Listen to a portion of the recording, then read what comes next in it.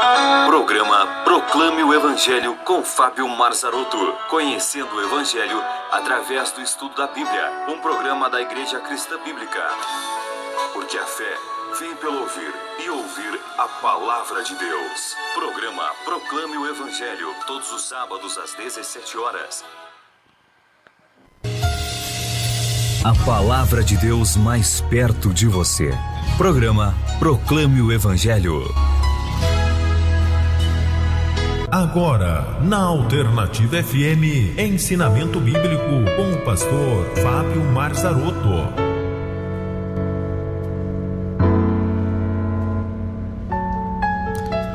Bem, como na semana passada nós estávamos estudando e estamos vendo, na verdade, a saga do povo de Israel a caminho da terra de Canaã, nós vimos que o povo de Israel andou 40 anos no deserto em círculo, simplesmente porque não confiaram em Deus e não acreditaram que Deus ia dar a terra de Canaã para eles.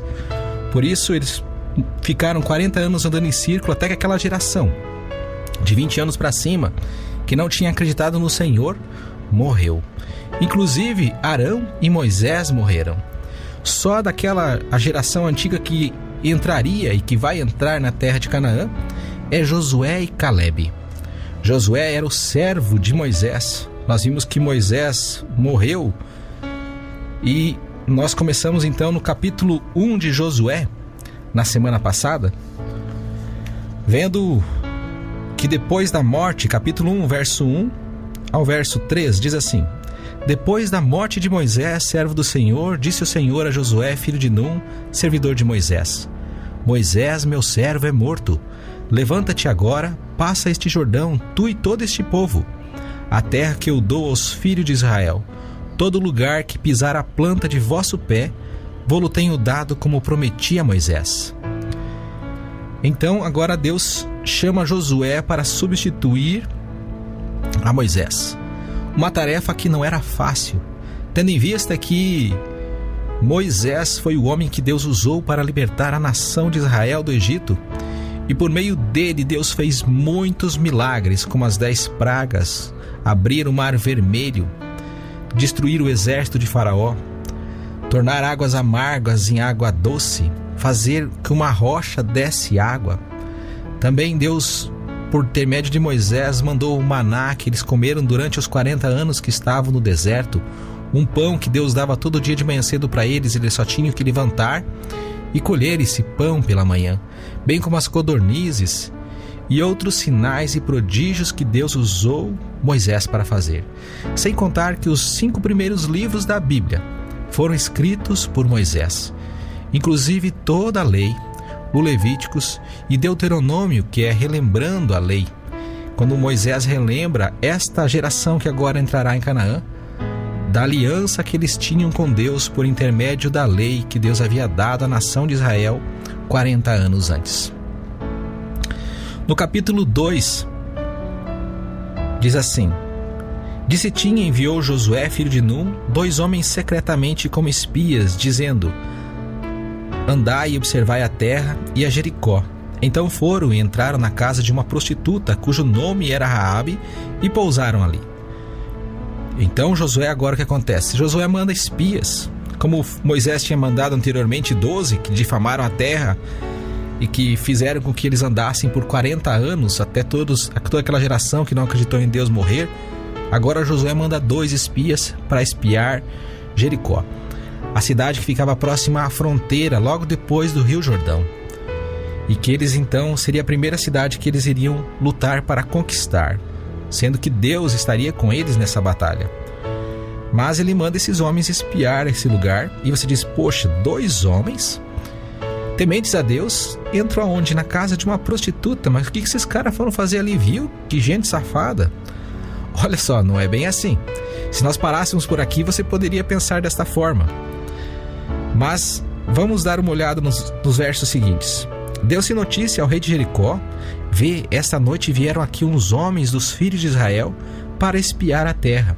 Então o rei de Jericó mandou dizer a Raabe: Tira fora os homens que vieram a ti e entraram na tua casa, porque vieram espiar toda a terra. Eles estavam numa cidade inimiga.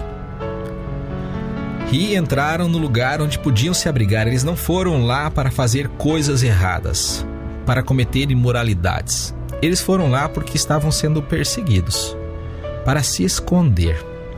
Essa mulher chamada Raabe, uma prostituta, escondeu esses 2 homens na casa dela, sendo assim, de certa forma, uma traidora de Jericó, porque eram cidades-estados, tinha rei, era como se fosse um país. Então ela estava sendo traidora, ela estava arriscando o pescoço dela por causa desses homens. Os versos seguintes diz que ela escondeu os homens no telhado e disse aos guardas que os homens tinham ido por um outro lugar e eles foram embora. E aí, antes de ela ir dormir, ela vai conversar com esses homens. E ela conversa então com eles. Olha só, verso 8. Olha o que essa mulher, uma prostituta, uma mulher que as pessoas chamam mulher da vida, vai dizer a estes homens. Olha só, verso 8.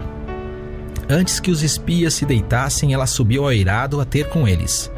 E lhes disse: Bem sei que o Senhor vos deu esta terra e que o vosso pavor caiu sobre nós e que todos os moradores da terra se derretem diante de vós.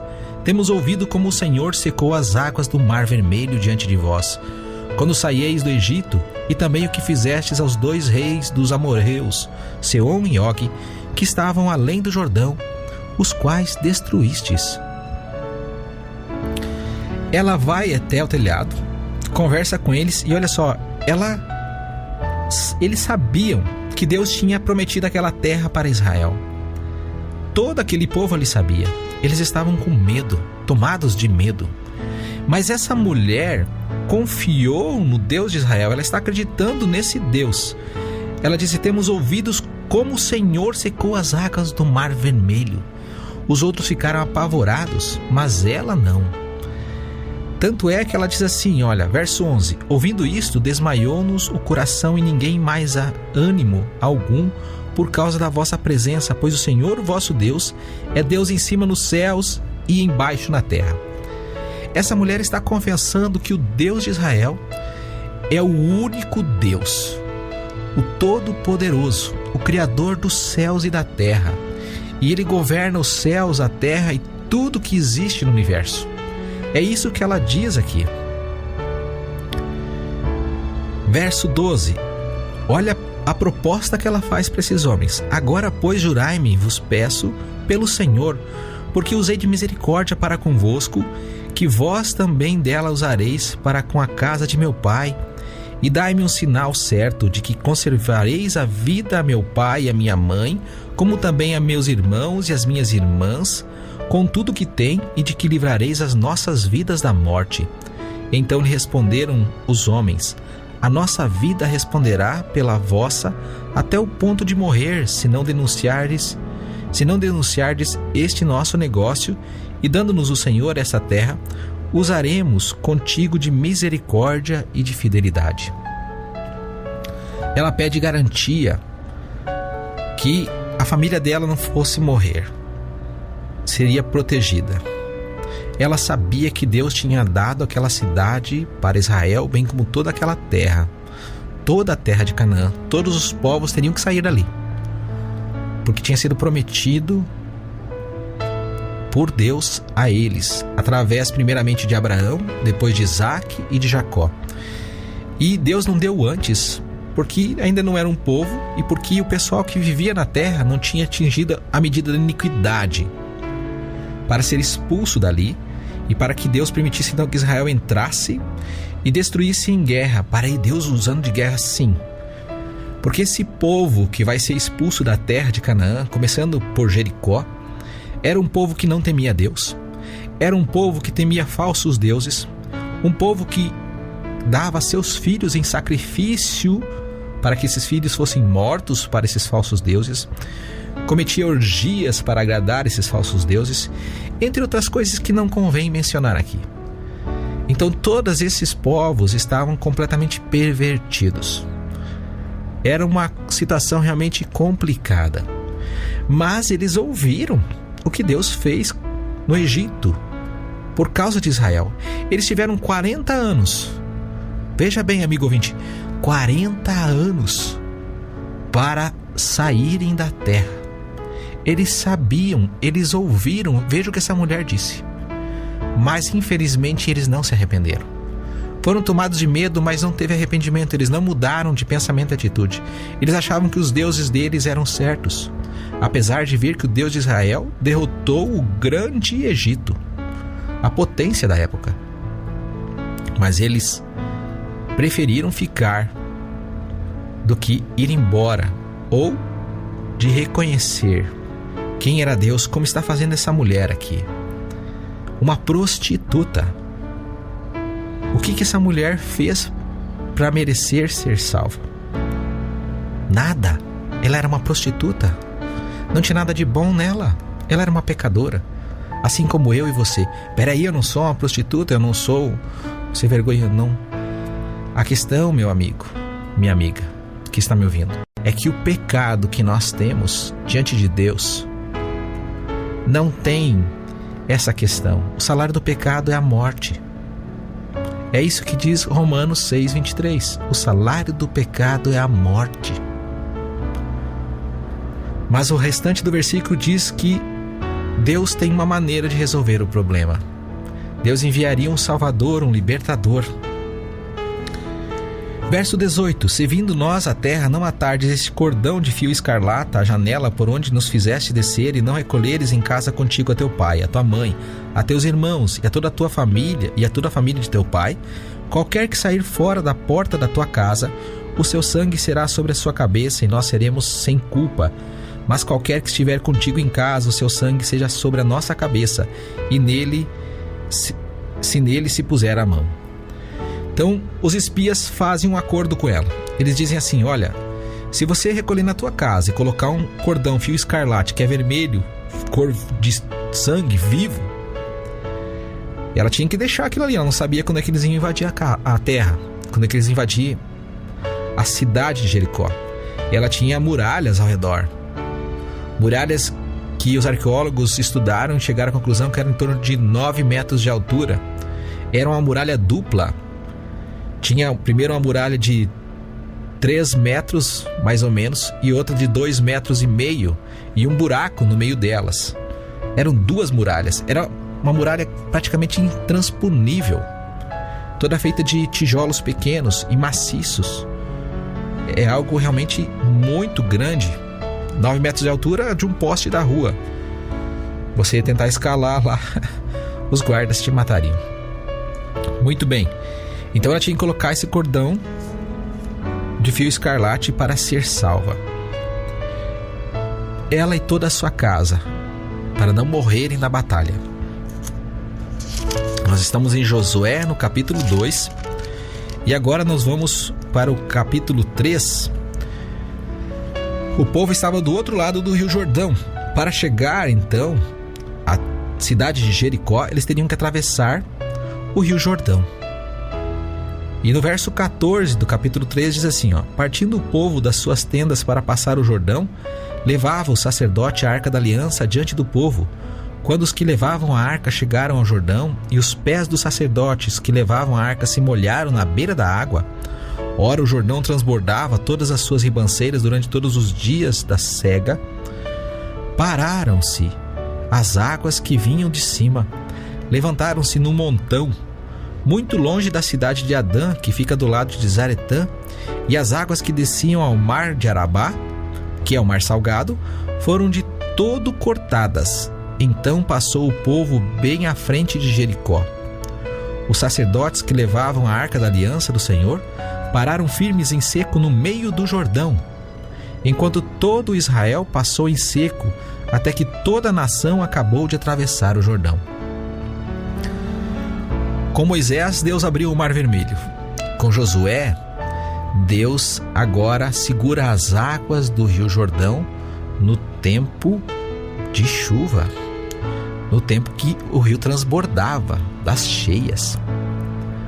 Segura toda a água e o povo atravessa em seco.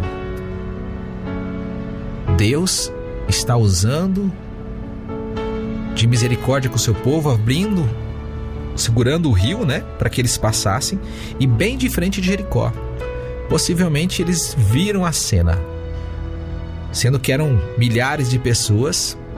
Nós fizemos uma conta, quando eles saíram de lá, estava em torno de 2.400.000 pessoas aproximadamente, que estavam passando o rio agora.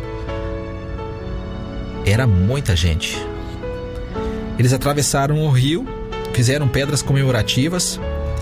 E aí, o que acontece? Nós vamos para o capítulo 6. Eles chegam em Jericó e vem a primeira batalha. Capítulo 6, verso 3. Diz assim, ó: Vós, todos os homens de guerra, rodeareis a cidade, cercando-a uma vez. Assim fareis por 6 dias.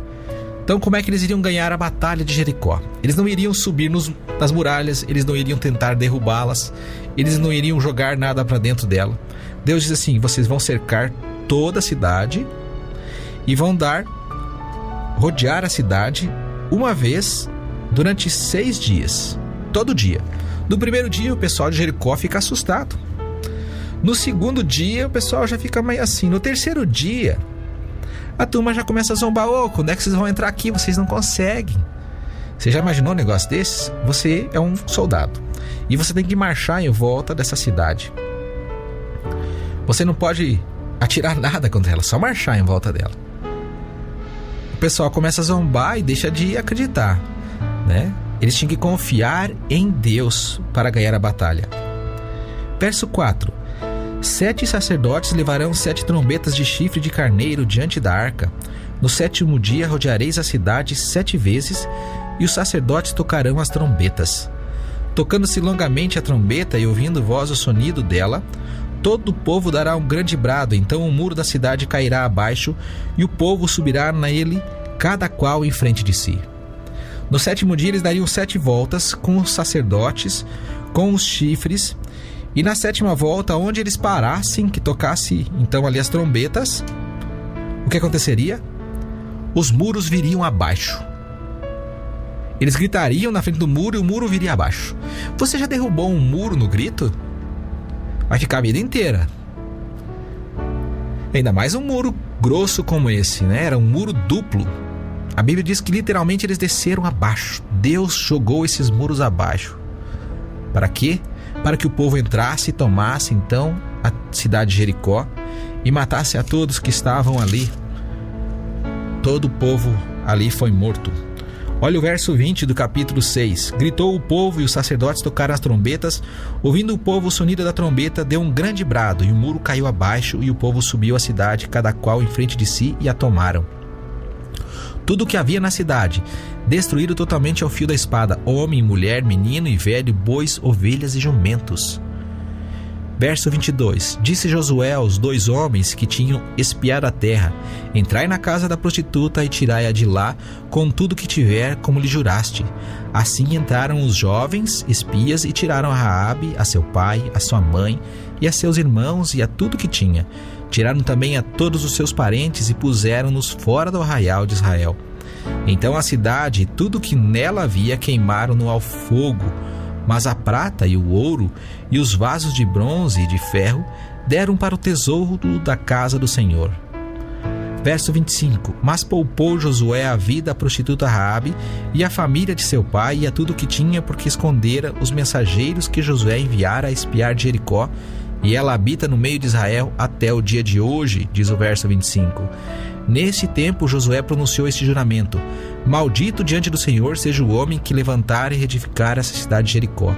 Com a pedra do seu primogênito a fundará, e com a pedra do seu filho mais novo lhe colocarás à porta. Assim era o Senhor com Josué, e corria a sua fama por toda a terra de Canaã. Sim, amigo ouvinte, Deus salva uma prostituta. Saiba você que não importa qual seja o seu pecado, o Senhor enviou um Salvador para pagar por ele. E não há nenhum pecado que não foi pago pelo Salvador Jesus Cristo. O salário do pecado é a morte, mas o dom gratuito de Deus é a vida eterna em Cristo Jesus. O Salvador da raça humana é Jesus. Ele pode salvar você. Ele pode cuidar da sua vida. O Senhor Jesus é o Todo-Poderoso, aquele que realmente cuida de cada um daqueles que confiam nele. Se ele salvou uma prostituta, Sabia você que Raabe está na genealogia do Salvador, do Messias? Isso mesmo, uma mulher que não era judia e era uma prostituta. Deus realmente é gracioso. Deus perdoa os pecados de todos aqueles que confiam nele e se arrependem dos seus pecados. Essa mulher se casou, constituiu família e ela aparece na linhagem do Senhor Jesus. Não importa o pecado que você tenha cometido, Jesus morreu para pagar pelo seu pecado. Então, amigo ouvinte, não espere para o dia de amanhã para chegar diante de Deus e reconhecer que você é um pecador e precisa de um Salvador. Agora, se você se acha melhor do que essa mulher e acha que por causa disso vai para o céu, eu só lamento, você continua perdido. A palavra de Deus diz que todos nós pecamos e por isso estamos separados da glória de Deus. Ore ao Senhor, ajoelhe-se diante dele, clame a ele pelo perdão. Eu não tenho dúvida, ninguém que vai a Deus, ele deixa de responder. Ainda mais quando se trata de vida eterna, de perdão dos pecados e da paz que só Deus pode dar. O povo de Israel venceu a primeira batalha. Na semana que vem a gente continuará vendo a saga do povo de Israel para tomar a terra de Canaã, o que vai acontecer depois dela e possivelmente o primeiro e o segundo rei de Israel. A palavra de Deus mais perto de você. Programa Proclame o Evangelho.